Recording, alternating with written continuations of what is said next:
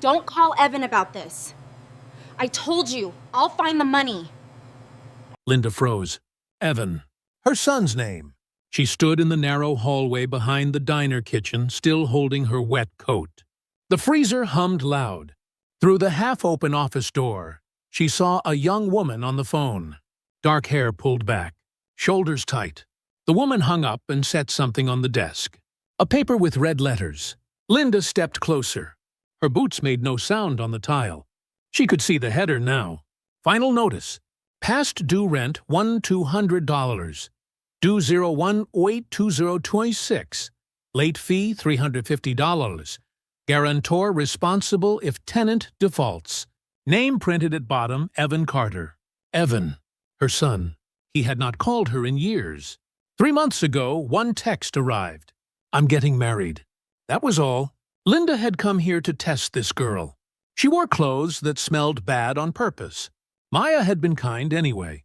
But someone just told Maya not to call Evan, and his name was on this debt. What had Evan promised, and why was Maya protecting him from the truth? Before we begin, if you could tap subscribe and like, it would mean so much to me. And if you don't mind, please leave a comment letting me know where you're listening from. May health and happiness find their way to you right where you are. All right then, let's begin today's story. Chapter 2. The Last Call. 7 years before that phone call, Linda made a mistake she could not take back. It was May 10th, 2019, a Friday night. Evan stood in her kitchen. He was 27 years old. He had just told her he was moving 2 states away for a job. Linda felt her chest tighten. You're running, she said. Evan set his coffee cup down on the counter. He did not look at her. I'm not running. I'm starting over. She stepped closer. Starting over from what? You have a good job here. You have friends. You have me. He finally looked up. His green eyes were tired. That's the problem, Mom. Linda felt the words like a slap. She wanted to fix this. She always wanted to fix things. That was her job. She had spent 30 years as a caregiver. She knew how to see problems before other people did. She knew how to step in. What problem? She asked. Her voice came out sharper than she meant. Evan rubbed his face. You don't let me make my own choices. Every time I try something, you tell me why it won't work. Every time I meet someone, you find something wrong with them. Linda felt her hands clench. I'm trying to protect you. I don't need protection, Evan said. His voice was quiet but firm. I need space. The kitchen smelled like coffee and dish soap. The refrigerator hummed. Outside, a neighbor's dog barked twice. Linda could hear her own breathing. Space, she repeated. The word felt cold in her mouth. Evan picked up his keys from the counter. I'll call you when I get there. But he did not call. Not that week. Not that month. Linda sent texts. She left voicemails. She tried to sound casual. She tried to sound worried. She tried to sound angry. Nothing worked. By June, Evan's responses were short. I'm fine. Busy with work. Talk soon. By August, he stopped responding at all. Linda told herself he would come back. He always came back. But months turned into years. She sent birthday cards. She sent Christmas gifts. She got thank you texts that felt like they came from a stranger. She had pushed too hard. She knew that now. But knowing did not fix it. In the years that followed, Linda retired. She sold the big house and moved to a smaller apartment. She joined a book club. She volunteered at the library. She tried to fill the silence. But every time her phone buzzed, her heart jumped. Every time she saw a missed call from an unknown number, she thought maybe this time it would be Evan. It never was. Sometimes she would sit in her living room at night and think about that last conversation. She would replay it in her mind. She would imagine saying different words, softer words, words that left space instead of filling it. But you could not rewrite the past. You could only live with what you had said. By 2025, Linda had accepted the silence. She told herself that Evan was living his own life, that he was happy somewhere, that maybe someday he would reach out. And then, on August 18th, 2025, her phone buzzed. A text from Evan. The first message in 2 years. I'm getting married. 3 words. No name, no date, no invitation. Just a statement. Linda stared at the screen for a long time. Her hands shook. She typed 5 different responses and deleted them all. Finally, she sent back one line. "Congratulations. I'm happy for you." She waited for more.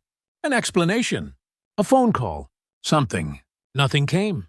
2 weeks passed. Linda could not stop thinking about it. Who was this person? Where did they meet? When was the wedding? Was she invited? She told herself to wait, to let Evan come to her. But waiting felt impossible. One night in September, she opened her laptop. She typed Evan's name into a search engine. Nothing useful came up. She tried adding the town where he had moved. Still nothing. Then she remembered. Years ago, Evan had mentioned working in a small town near the highway. He had said something about a diner he liked. Linda searched for diners in that area. There were 3. One was closed. One was a chain. The third was called Maya's Place. Maya! A woman's name. Linda clicked on the restaurant page. There was a photo of the owner, a young woman with dark hair and a warm smile. Her name was listed Maya Reyes. Linda stared at the photo for a long time. Was this her? Was this the woman Evan was marrying? She bookmarked the page. She told herself she was just curious. But deep down, she knew the truth. She was looking for a way in, a way to see if this person was good enough for her son. And that was when the idea started to form. The idea that would bring her to that diner on a snowy January morning. The idea that would change everything. What if she could meet Maya without Maya knowing who she was? Chapter 3. The Wedding Text. 3 months after that text, Linda still had no invitation. It was November now. The leaves had turned brown and fallen. Thanksgiving was 2 weeks away. Linda sat in her apartment with her phone in her hand. She had read Evan's text so many times she had memorized it. "I'm getting married." She had sent 3 follow-up messages over the past months. Short ones. Careful ones. "When is the date? I'd love to meet her. Let me know if you need anything." Evan's responses came days apart. Always brief. "Still planning. Soon. Thanks." Linda felt like she was talking to a wall. Every message she sent disappeared into silence. Every response felt like a door closing. She sat at her kitchen table and opened her laptop again. She went back to the page for Maya's Place. The diner had good reviews. People called it cozy. They said the food was honest and the service was kind. One review mentioned that the owner worked the morning shift herself and remembered regular customers by name. Linda clicked through the photos. The diner looked small. Booths with red vinyl seats. A counter with chrome stools. A chalkboard menu on the wall. Nothing fancy, but it looked clean and warm. She found Maya's social media page. It was mostly pictures of food and the diner. A few photos showed Maya with friends at community events. A church fundraiser. A food drive. A summer festival. In one photo, Linda saw a man standing next to Maya. Tall. Blonde hair. He had his arm around her shoulders. She was smiling up at him. Linda zoomed in on his face. Her breath caught. Evan. It was definitely Evan. Older now.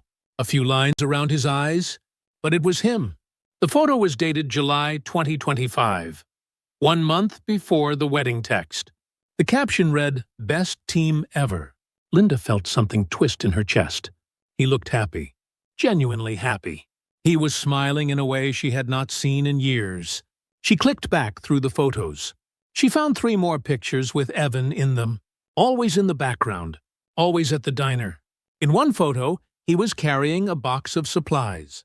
In another, he was fixing a window frame. So he was helping at the diner. Maybe that was how they met. Linda closed the laptop. She felt like a spy, but she also felt like a mother who had been shut out of her son's life. She did not know which feeling was stronger. That night, she lay in bed and stared at the ceiling. She thought about the last time she had really talked to Evan. Not a text. Not a short phone call. A real conversation. It had been over 6 years. She had missed so much. She did not know what he did for work now. She did not know what he liked to do on weekends. She did not know if he still played guitar or if he still drank his coffee black. She did not know him anymore. And now he was getting married, and she was not even sure she would be invited.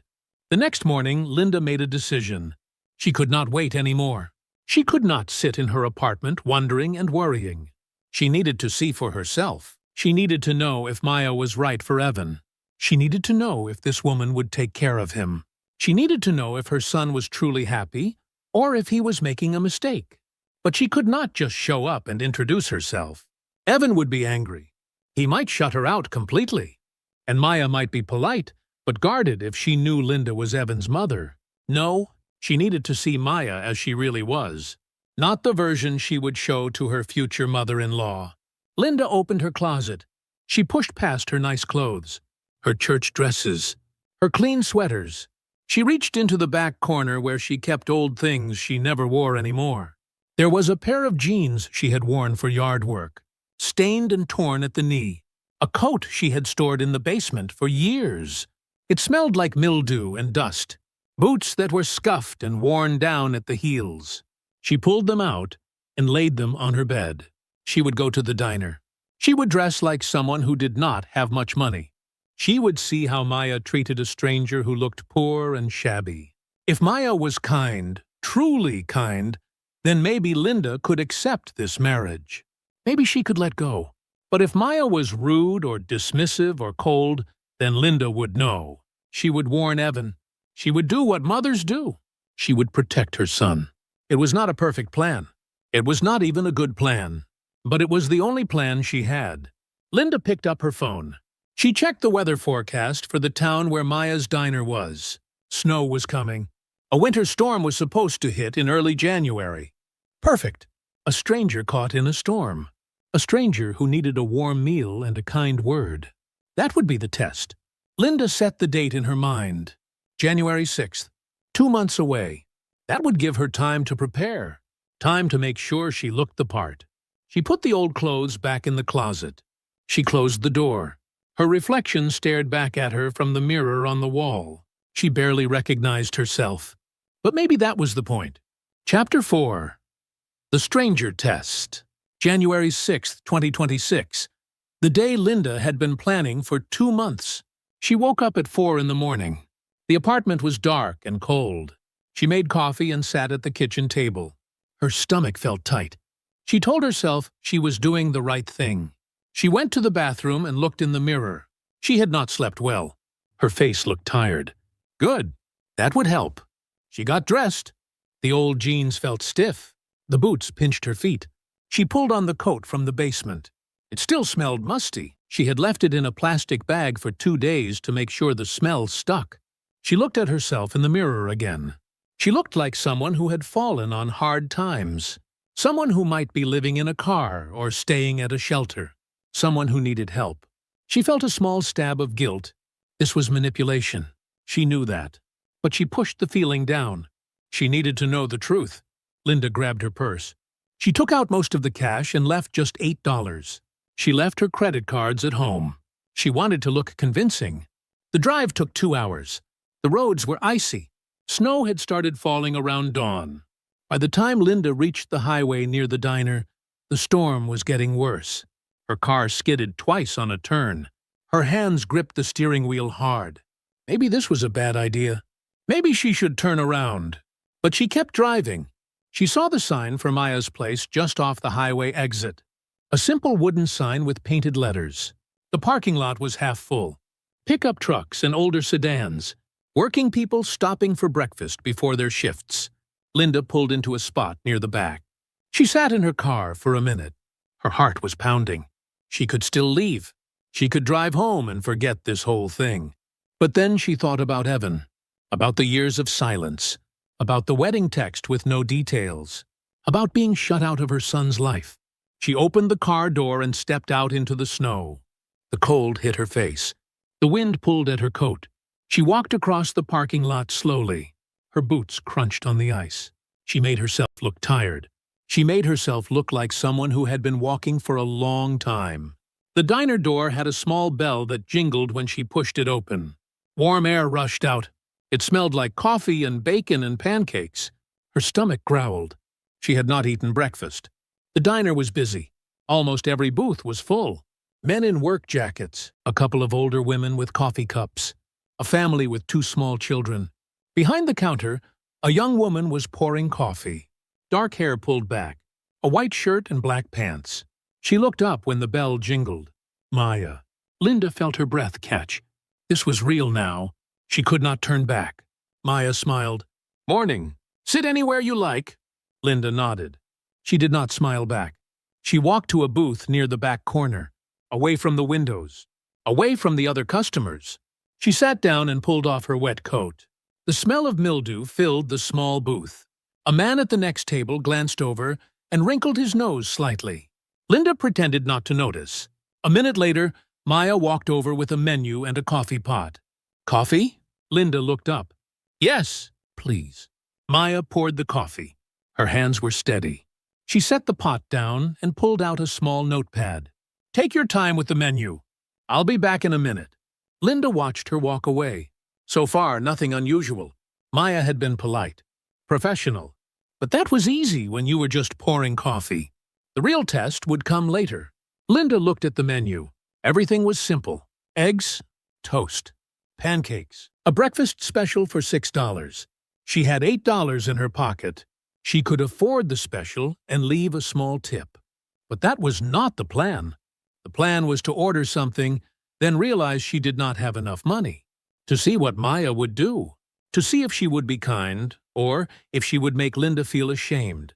Maya came back. Ready to order? Linda nodded. The breakfast special. And can I get extra toast? Maya wrote it down. Sure thing. Anything else? Linda hesitated. Then she said, and a side of bacon. Maya looked up. That'll be an extra $3. Total comes to $9. Linda nodded like she had not thought about it. Okay. Maya smiled and walked away. Linda sat back in the booth. Her heart was racing. She had just ordered $9 of food. She had $8 in her pocket. In a few minutes, when the bill came, she would have to tell Maya she could not pay at all. She sipped her coffee. It was strong and hot. The diner noise filled her ears. Plates clattering. People talking. The hiss of the griddle. 15 minutes later, Maya brought the food. Eggs over easy. Hash browns. 2 slices of toast. 3 strips of bacon. It looked good. It smelled even better. Enjoy, Maya said. Linda ate slowly. The food was warm and filling. She had not realized how hungry she was. She tried to focus on the test, on what she would say when the bill came. But the food was distracting. It was actually really good. She finished eating. She set down her fork. Her plate was empty. Maya came by with the coffee pot. Refill? Linda shook her head. No, thank you. Just the check. Maya pulled the slip of paper from her apron pocket and set it on the table. No rush.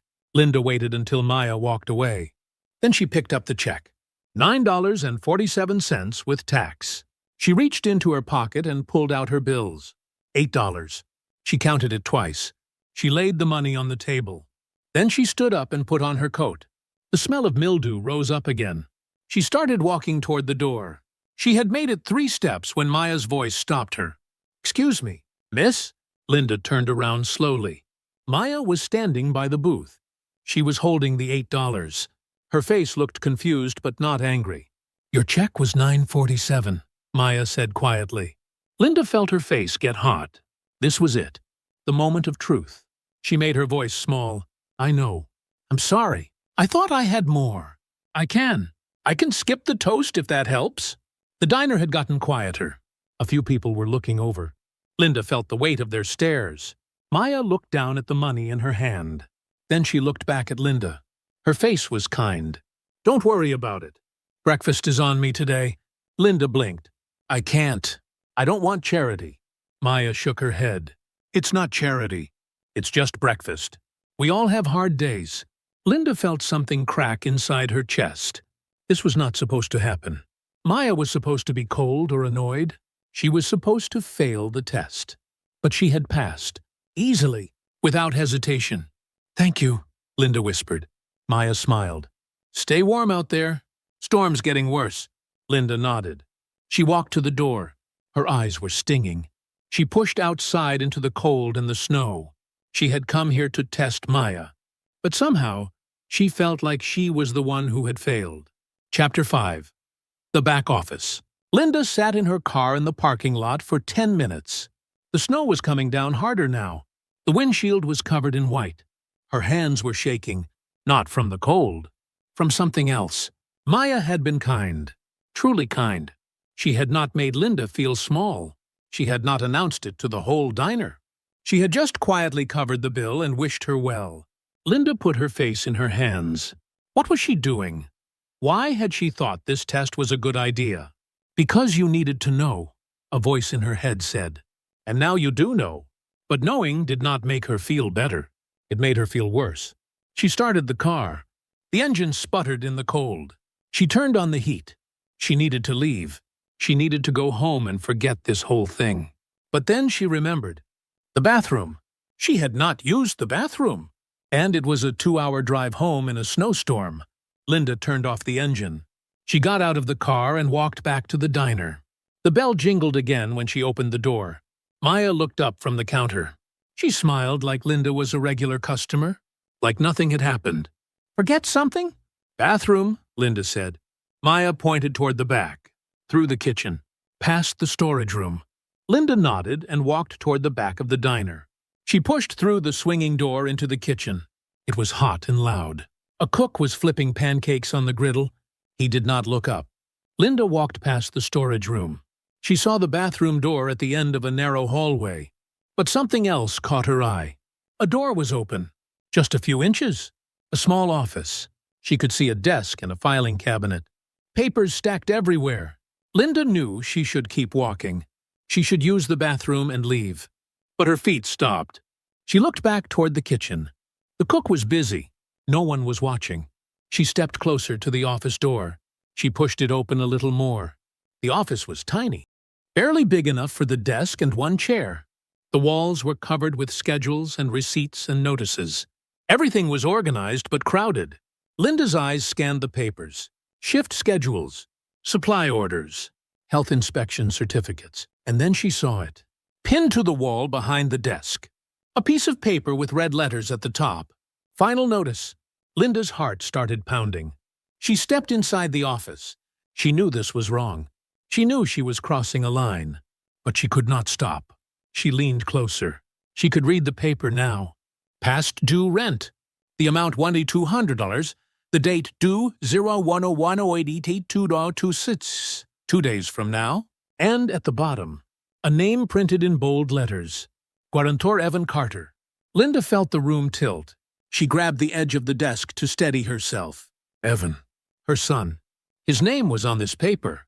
He was responsible for this debt. Why? Why would he sign as a guarantor for the diner's rent?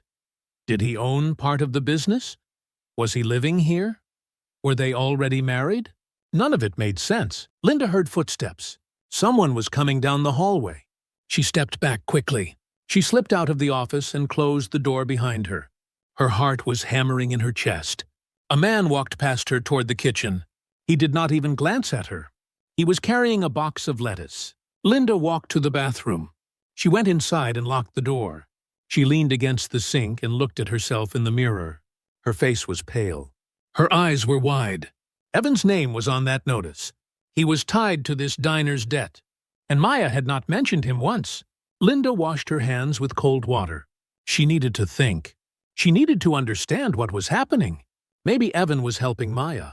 Maybe he had offered to co-sign when she needed help. Maybe it was his way of supporting the woman he loved.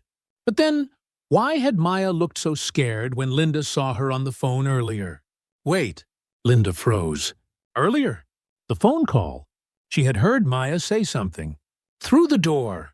Before Linda saw the notice. Don't call Evan about this. I told you. I'll find the money. Someone had been pressuring Maya. Someone wanted more money. And Maya was trying to protect Evan from knowing about it. Which meant Evan did not know the full story. Linda felt something cold settle in her stomach. Her son was trapped. He had signed his name to help someone he cared about. And now someone else was using that signature to squeeze more money out of Maya. This was not just about a late rent payment. This was about control. Linda left the bathroom. She walked back through the kitchen. She pushed through the swinging door into the main diner. Maya was at the counter, ringing up a customer. She glanced over and gave Linda a small wave. Linda nodded back. She walked to the door. The bell jingled as she left. Outside, the snow was falling so hard she could barely see her car. But Linda did not get in. She stood in the parking lot with the wind whipping around her. She had come here to test Maya, to see if she was good enough for Evan. But now Linda realized the test was irrelevant. Maya was good, maybe too good. She was protecting Evan from something. She was trying to handle a problem alone, and Evan had no idea. Linda got in her car. She started the engine, but she did not drive home. She needed to find out who was threatening Maya. She needed to know who had Evan's signature and was using it as a weapon. And then she needed to decide, should she tell Evan what she had found? Or would that push him even further away? The snow covered her windshield again. Linda turned on the wipers. They scraped back and forth, clearing the glass for just a moment before the snow covered it again. She put the car in drive and pulled out of the parking lot. She was not done here, not even close. Chapter 6. The Guarantor Trap. 2 hours later, Linda sat in her apartment with her laptop open. She had driven home through the worst of the storm. Her hands had ached from gripping the wheel. Her mind had raced the entire way. Now she was searching. She needed to understand what a guarantor signature meant. She needed to know what Evan had really agreed to. The search results were clear. A guarantor was someone who promised to pay if the main tenant could not. If Maya missed rent payments, the landlord could go after Evan. Evan's credit, Evan's bank account, even Evan's wages. Linda felt sick. Had Evan known what he was signing? Or had someone convinced him it was just a formality? She clicked on the diner's business registration. It listed Maya Reyes as the sole owner. No partners, no co-signers except for the rent guarantor. Linda searched for the building owner. It took her 20 minutes of clicking through county records. Finally, she found it. The building was owned by Mercer Properties, LLC. The registered agent was Calvin Mercer. Linda typed the name into the search bar. Several results came up. Cal Mercer, age 45, local businessman. He owned 3 commercial properties in the area. The diner building, a hardware store, a small office complex. There was a photo from a town council meeting. Cal Mercer stood at a podium. He was smiling. Clean-cut, friendly-looking. The kind of man who shook hands and remembered names. The caption said he had donated money to the community center. He sponsored a youth baseball team. On the surface, he looked respectable. But Linda had worked long enough to know. People who looked respectable in public could be very different in private. She clicked through more articles. She found a letter to the editor from 2 years ago. A woman had written about unfair lease terms at the hardware store building. She said Cal Mercer had added hidden fees. She said he threatened eviction when she questioned the charges. The letter had 3 comments. 2 people agreed with her. One person said she was just a bad tenant who did not pay her bills. Linda sat back in her chair. She was starting to see a pattern. Cal Mercer was not a bad landlord in obvious ways. He did not let buildings fall apart. He did not ignore repair requests. He was smart. He used polite threats and legal language. He added fees that seemed reasonable until you added them all up. He made people afraid to push back. And he had Evan's signature. Linda closed her laptop. She needed more information, but she could not go back to the diner. Maya would recognize her, and Linda was not ready to reveal who she really was. Not yet. Her phone buzzed. A text message. Linda picked it up. It was from Evan. Her heart jumped. She opened the message. Wedding is set for March 15th. Small ceremony. I'll send details soon. Linda stared at the screen. March 15th, 2 months away. And he was finally giving her information. She wanted to feel happy, but all she felt was dread. Because now she knew. Evan was marrying a woman who was drowning in debt. A woman who was being squeezed by a landlord who knew how to use pressure without leaving bruises. And Evan had no idea. Linda's fingers hovered over the keyboard. She wanted to type back. She wanted to tell him everything. The diner, the notice, the name at the bottom. But she stopped. If she told him now, he would know she had gone to the diner. He would know she had spied on Maya. He would be furious. He might cut her off completely. And Maya might be humiliated. She was clearly trying to protect Evan from this mess. If Linda exposed it, Maya might feel betrayed. Linda set the phone down. She stood up and walked to the window. The snow had stopped. The streets were white and quiet. She thought about the last time she had tried to protect Evan. 7 years ago. The conversation that had driven him away. She had pushed. She had insisted she knew what was best. She had not listened, and she had lost him. If she pushed now, she would lose him again, maybe forever. But if she stayed silent, she would be letting him walk into a trap. There had to be another way, a way to help without controlling, a way to give him information without making his choices for him. Linda picked up her phone again. She typed a response. "Congratulations. I'm so happy for you. Let me know if you need anything." She hit send. The message disappeared. Then she opened a new note on her phone. She started typing everything she knew. The diner, the rent notice, Cal Mercer, the guarantor signature, the phone call she had overheard. She would keep gathering information, quietly, carefully, and when the time was right, she would find a way to help. Not by taking over, not by making demands, but by being ready, by having the facts, by giving Evan and Maya the tools they needed to fight back. If they wanted her help, Linda saved the note. She looked out the window again. The storm was over, but she had a feeling a bigger storm was coming, and this time she would not run from it. Chapter 7. The Admission. 3 days later, Linda's phone rang. It was Maya. Linda stared at the screen. Her heart pounded. How did Maya get her number? Why was she calling? Linda answered. "Hello, is this Linda Carter?" The voice was quiet, nervous. "Yes, this is Maya Reyes, from the diner." A pause. "Evan's fiancé." Linda sat down hard on her couch. "How did you—" "Evan showed me a picture of you. Last night, we were talking about the wedding, and I asked to see a photo of his mom." Maya's voice wavered. "You were at the diner, Monday morning. You were the woman in the old coat." Linda closed her eyes. "Yes." Silence on the line. Then Maya spoke again. Her voice was tight. "Why?" Linda could lie. She could make excuses, but she was tired of hiding. "I wanted to know if you were kind," Linda said. "Evan hasn't talked to me in years. He sent one text about getting married. No details, no invitation. I was scared he was making a mistake. So I came to see for myself. By pretending to be poor." Maya's voice was sharper now. "By testing me?" "Yes." Linda felt her throat tighten. "And you passed. You were kind. You covered my bill without making me feel ashamed. You proved you have a good heart." Maya made a sound that might have been a laugh or a sob. "I don't feel like I have a good heart right now. I feel like I've been lied to." "I'm sorry," Linda said. "I shouldn't have done it. It was wrong." More silence. Then Maya said, "Evan doesn't know I'm calling you. He's at work. I found your number in his phone. Are you going to tell him?" "I don't know." Maya sounded exhausted. "I don't know what to do about anything anymore." Linda took a breath. "I saw the rent notice. In your office. I saw Evan's name." Maya was quiet for a long moment. "You went in my office?" "The door was open. I was walking to the bathroom. I saw the paper on the wall." Linda paused. "How bad is it?" Maya's voice cracked. "It's bad. Cal keeps adding fees. Late fees, processing fees, fees for sending notices. Every month the number gets bigger. I'm 3 months behind now. And Evan signed as guarantor when I opened the diner 2 years ago. I told him it was just a formality.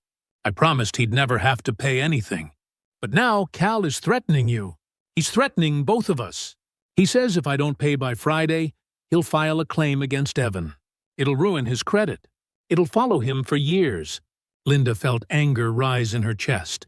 "Has Evan seen the notices?" "No. I've been hiding them. I don't want him to know how bad it is. He already works 2 jobs to help me. If he finds out about this, he'll blame himself." "It's not his fault," Linda said. "It's Cal Mercer's fault.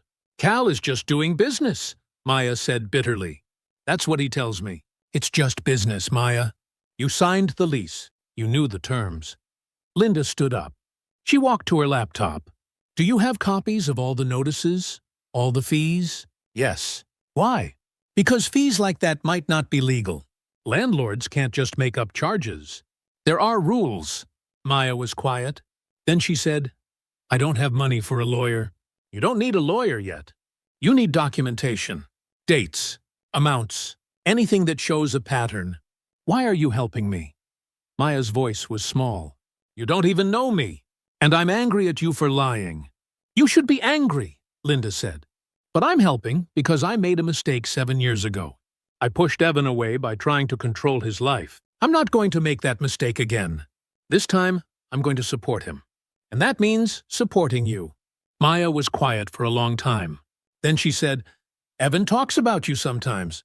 When he thinks I'm not listening, he misses you. But he's scared you'll judge him. He's scared you'll think he's failing.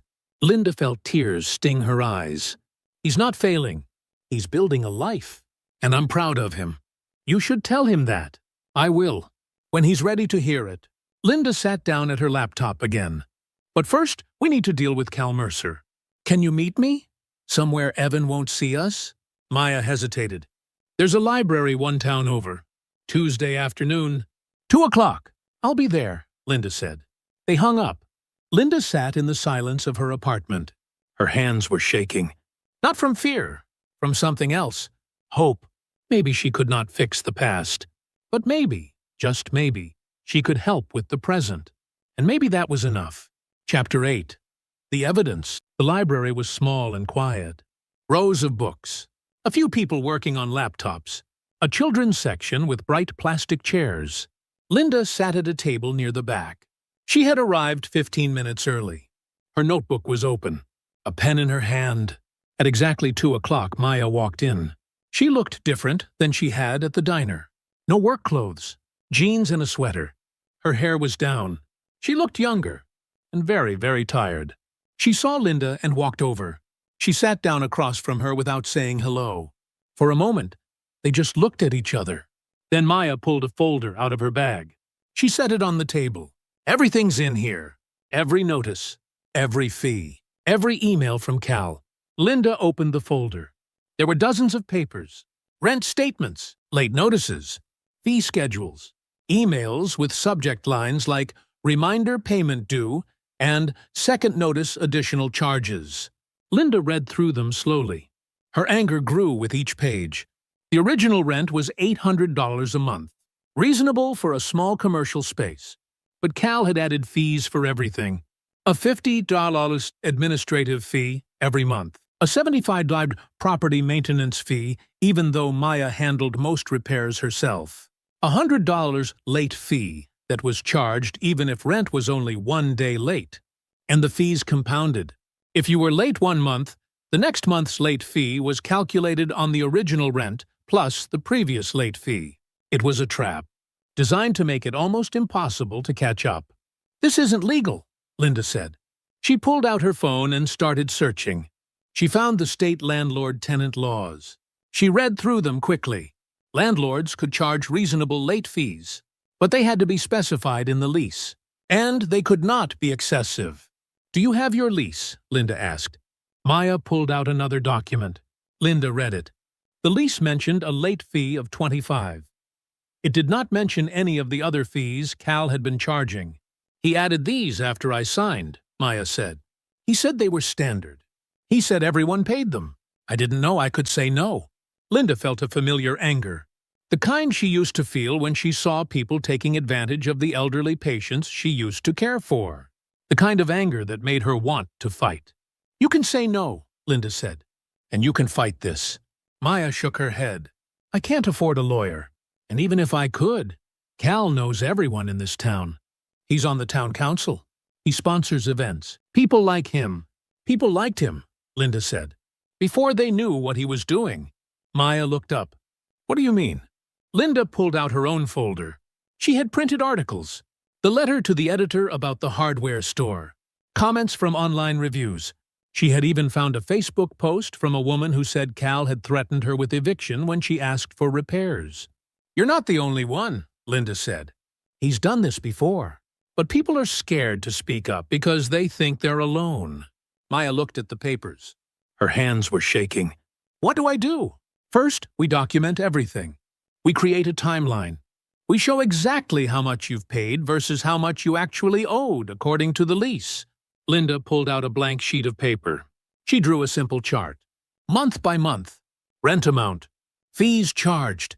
Total paid. Maya helped her fill it in. By the time they finished, the numbers were clear. According to the lease, Maya owed $9,600 in rent for the past year. She had actually paid $13,400. She was not behind. She had overpaid by nearly $4,000. Maya stared at the chart. He owes me money? Yes. And he's been using fake fees to steal from you. And he's been threatening to go after Evan to keep you quiet. Maya put her head in her hands. Evan is going to be so angry when he finds out. He'll be angry at Cal. Not at you. He'll be angry at himself for signing the guarantor form.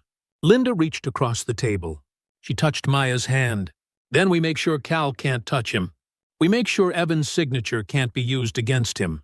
Maya looked up. Her eyes were red. How? We go to Cal. Together. We show him the numbers. We tell him the fees stop now. And if he threatens Evan again, we'll file a complaint with the State Attorney General's office. Maya looked scared. He'll kick me out. He'll say I broke the lease. He can't kick you out for asking him to follow the law. And if he tries, we'll make noise. We'll go to the newspaper. We'll post the timeline online. We'll make sure everyone knows what he's been doing. Sometimes the bravest thing you can do is stop being quiet, Linda thought. Maya wiped her eyes. She looked at Linda for a long moment. Then she said, "Why are you really doing this?" Linda thought about the question. She could give a simple answer. Because it's the right thing. Because you're marrying my son. But she gave the honest answer instead. Because 7 years ago, I tried to control my son's life. I thought I knew what was best for him. I pushed and pushed until he left and stopped talking to me. I've spent every day since then wishing I could go back and do it differently. She paused. Can't go back. But I can do better now. I can support instead of control. I can help instead of take over. And maybe, if I do this right, I'll earn back the chance to be part of his life again. Maya nodded slowly. Evan thinks you don't approve of him. He thinks you think he's a failure. I don't think that at all. I think he's brave. I think he's building something real. And I'm sorry I ever made him feel like that wasn't enough. Maya stood up. She picked up the folder. When do we talk to Cal? Linda stood up too. Tomorrow. Is there a time when Evan won't be at the diner? He works his second job from noon to 6. Cal usually stops by around 1 to check on things. Then we'll be ready at 1. Maya held out her hand. Thank you, Linda. Linda shook her hand. Thank you for giving me a chance. They left the library together. Outside, the January air was cold and bright. Linda felt something she had not felt in a long time. She felt like she was doing the right thing. Not the controlling thing. Not the protective thing. The right thing. And that made all the difference. Chapter 9. The Boundary Line. The next day at 12:45, Linda pulled into the diner parking lot. Maya was waiting by the back door. She looked pale. She had barely slept, Linda could tell. But she stood up straight when Linda got out of the car. He just called, Maya said. He'll be here in 10 minutes. Linda nodded. She held up her folder. We have everything we need. All we have to do is show him the numbers and draw a line. They walked inside together. The lunch rush was over. 2 customers sat at the counter finishing coffee. The cook was cleaning the griddle. Maya led Linda to the small office. They spread the papers on the desk. The timeline, the lease, the notices. Everything organized and clear. At 1 o'clock exactly, the bell on the front door jingled. Cal Mercer walked in. Linda watched him from the office doorway. He was exactly like his photo. Clean-cut, friendly smile. He wore khaki pants and a polo shirt with a logo for his property company. Hey, Maya, he called out. Got a minute? Maya took a breath. Then she walked out of the office. Linda followed 1 step behind. Cal's smile faltered when he saw Linda. Oh, didn't know you had company. This is Linda, Maya said. Her voice was steadier than Linda expected. She's helping me with some paperwork. Cal's eyes narrowed just slightly. Then the smile came back. Well, this won't take long. I just need to go over the rent situation. You got my notice about Friday, right? I got it, Maya said. That's actually what we wanted to talk to you about. Cal glanced at Linda again. This is really between me and you, Maya. Linda is staying, Maya said. Cal's smile tightened, but he shrugged. Okay, so like I said, you're 3 months behind. That's $3,600 in rent, plus late fees and administrative costs. Total due is $4,950. If I don't have it by Friday, I'll have to file a claim against your guarantor. Evan, Maya said. Right, Evan. Cal said the name like it was just another number on a form. Nothing personal. It's just business. He signed the form. He knew what he was agreeing to. Linda stepped forward. Actually, we wanted to show you something. She set the timeline on the counter between them. Cal looked down at it. His smile did not move. We went through every payment Maya has made since she opened the diner, Linda said. We compared them to the lease terms. The actual lease, not the fees you added later. Cal glanced at the paper. I don't know what you're trying to prove, but Maya has overpaid her rent by nearly $4,000, Linda said. Her voice was calm and clear. The lease specifies a $25 late fee. You've been charging $100. The lease doesn't mention administrative fees or property maintenance fees. You added those without her consent. Cal's smile finally dropped. His eyes went cold. Those fees are standard for commercial properties. Then they should have been in the lease, Linda said. They're not, which means they're not enforceable. Cal looked at Maya. You're listening to this woman? You don't even know her. I know the numbers, Maya said. Her voice was quiet but firm.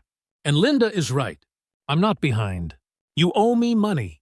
Cal laughed. It was not a friendly sound. That's a creative interpretation. But I'm the landlord. I decide what's owed. No, Linda said. The lease decides. And the law? Cal's face hardened. He turned to Linda. Who are you exactly? Her lawyer? I'm someone who knows how to read a contract. Well, you should also know that leases can be interpreted different ways. And if Maya wants to fight me on this, she can take it to court. But that costs money and time. And I'm guessing she doesn't have either. He turned back to Maya. So here's how this works. You pay what I say you owe by Friday. Or I file the claim against Evan. Your choice. Maya's hands were shaking. But she did not back down. No. Cal blinked. What? No. I'm not paying fees that aren't in the lease.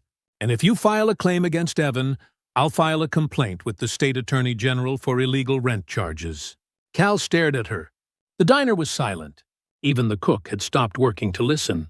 Linda stepped forward one more time. She looked Cal in the eye. Here's the new boundary, Cal. Stop using quiet threats. If you think Maya owes you money, put it in writing. Show exactly how you calculated the amount based on the lease terms. And if you can't do that, then stop asking. Cal's jaw tightened. You're making a big mistake. No, Maya said. I'm making a choice. I'm choosing to stop being scared. Cal looked between them. His face was red now. He was not used to people pushing back. He picked up the timeline from the counter. He crumpled it in his fist. You think this little chart means something? I've been doing business in this town for 20 years. I know people. I have lawyers. Then use them, Linda said. Take this to court. Let a judge look at the numbers. We'll bring the lease. We'll bring every notice you sent. We'll let the judge decide who's right. Cal threw the crumpled paper on the floor. You're going to regret this. Maybe, Maya said, but I won't regret staying silent anymore. Cal stared at her for one more moment. Then he turned and walked out. The bell jingled hard as he slammed the door. The diner was silent. Then Maya let out a breath. Her whole body sagged. She grabbed the counter to steady herself. Linda put a hand on her shoulder. You did it. Maya looked up. Her eyes were wet. I thought I was going to throw up. But you didn't. You stood your ground. The cook walked over. He was an older man with gray hair and kind eyes. Been working here 2 years, he said. First time I've seen anyone tell Cal Mercer no. About time somebody did. One of the customers at the counter nodded. My sister rented from him. Same thing happened to her. Fees and threats. She couldn't fight it, so she moved out. Maya wiped her eyes. He's going to come back. He's going to make this worse. Maybe, Linda said. But now you have the timeline. You have the lease. And you have witnesses who heard him threaten you. She looked around the diner. And you have a community that knows the truth now. The customer at the counter pulled out her phone. I'm texting my sister. She needs to hear about this. Maya looked at Linda. What if he really does file against Evan? Then we show Evan everything. We show him the numbers. We show him you were trying to protect him. And we fight it together. Evan is going to find out I lied. He's going to know I kept this from him. Linda squeezed her shoulder. He's going to know you tried to carry this alone because you love him. And he's going to wish you had told him sooner. But he won't leave you. Not over this. Maya nodded. She took a shaky breath. I need to call him. I need to tell him everything before Cal does. Do you want me to be here when you call? Maya thought about it. Then she shook her head. No, this part I need to do alone. Linda understood. She picked up her folder. Call me after you talk to him. If you need anything. Thank you, Maya said, for everything. Linda walked to the door. She turned back once. Maya was standing at the counter with her phone in her hand. She looked scared, but she also looked strong. Linda pushed open the door and walked out into the cold January afternoon. She had drawn a boundary. She had stood beside someone who needed support, and she had done it without taking over, without controlling. She got in her car and sat for a moment. Her hands were shaking now. The adrenaline was wearing off. Her phone buzzed. A text from Maya. I called him. He's coming to the diner. I'm telling him everything. Linda texted back. You're brave. He's lucky to have you. A minute later, another text. He asked if you were involved. I told him yes. He wants to talk to you. Linda stared at the message. Her heart pounded. After 7 years of silence, Evan wanted to talk. She typed back. I'm ready when he is. She set the phone down. She started the car. The storm she had been waiting for was finally here. But this time, she was not afraid. Chapter 10. The Diner Table. 2 weeks later, on a quiet Sunday morning, Linda pulled into the diner parking lot. The snow had melted. The sun was out. It felt like a different world from that January storm. She walked inside. The bell jingled.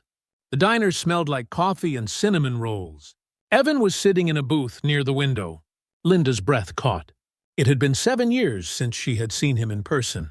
He looked older. His face had filled out. There were lines around his eyes. But he still had the same expression he used to get when he was thinking hard about something. That little crease between his eyebrows. He looked up when she walked in. For a moment, they just stared at each other. Then Evan stood up. Linda walked over slowly. She did not know what to say. She had practiced a dozen different openings in her head. But all of them felt wrong now. Hi, Mom, Evan said quietly. Linda felt tears sting her eyes. Hi. They stood there awkwardly for a moment. Then Evan gestured to the booth. Want to sit? Linda slid into the seat across from him. Her hands were shaking. She folded them in her lap. Maya appeared with a coffee pot. She looked between them nervously. Coffee? Please, Linda said. Maya poured 2 cups. She set down a basket of cinnamon rolls. On the house, she said softly. Then she walked away to give them privacy. Evan wrapped his hands around his coffee cup. He stared down at it. Maya told me everything. Linda nodded. She waited. About you coming to the diner, Evan continued. About the test. About the rent notices. About Cal Mercer. He looked up. About you helping her stand up to him. I'm sorry, Linda said. For the test, that was wrong. Evan was quiet for a moment. Then he said, Why did you do it? Linda took a breath. Because I was scared. You hadn't talked to me in years. Then you sent one text about getting married. I didn't know anything about her. I was afraid you were making a mistake. So you decided to judge her. Yes, I did. Linda met his eyes. And I was wrong. Not because Maya turned out to be kind, but because it wasn't my place to judge at all. Evan looked surprised, like he had expected her to argue. Linda continued, I spent 7 years thinking about our last conversation, about the things I said, about how I pushed you away by trying to control your choices. She felt her voice crack. I don't want to do that anymore. I want to support you, even when I'm scared, even when I don't understand. Evan stared at his coffee. You think I failed, don't you? I worked 2 jobs just to help Maya keep the diner open. I signed that guarantor form without really understanding it. I'm barely getting by. No, Linda said firmly.